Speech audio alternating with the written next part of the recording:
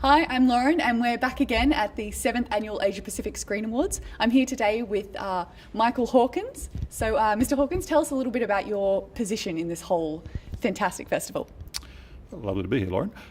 I'm the Executive Chairman of APSA this year. I'm new to the role, taken over from Des Power, who was the founding chairman and the person whose idea it was that brought us APSA in the first place. Very big shoes to fill, so I hope I'm up to the role.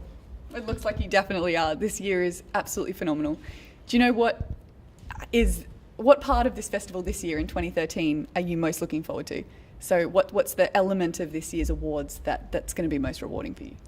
Having brought it back to City Hall, I'm very, very fond of City Hall. I had the pleasure of working on one of the Lord Mayor's committees that made a recommendation that we should keep City Hall. So for me, it's like coming home. So for me, that's wonderful. City Hall is what it's all about. What venue was it at the previous years? Last year it was at QPAC, and for the previous 5 years it was on the Gold Coast.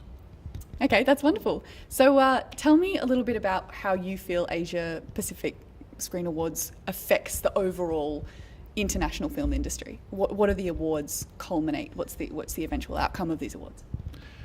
I think it's important to understand where we sit in the world. Yeah. So Asia represents 4.5 billion people, 70 countries or regions. It's a third of the world's population, and we make half of the world's film. So with statistics like that, Asia deserves its place in the world. So America has its Oscars, Britain has its BAFTAs, Europe has its European Film Awards, and Asia now has its Asia Pacific Screen Awards, and it celebrates film generated in this region. Fantastic, and it's definitely it's climbing its way up. You know, the awards ceremony as an event is climbing its way up into the universe's status. Lauren, it is, and I think this year's a great example where we had a compacted period in which to put it together, but notwithstanding that, we had 230 people submit films for competition. And to me, that's a very solid recognition that people know about APSA and want to be a part of it.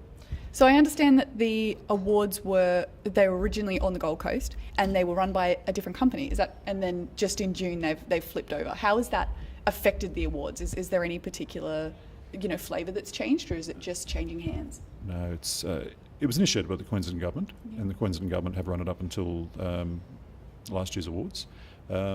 The Brisbane City Council have taken the reins this year, and I can tell you that the transition has been absolutely seamless.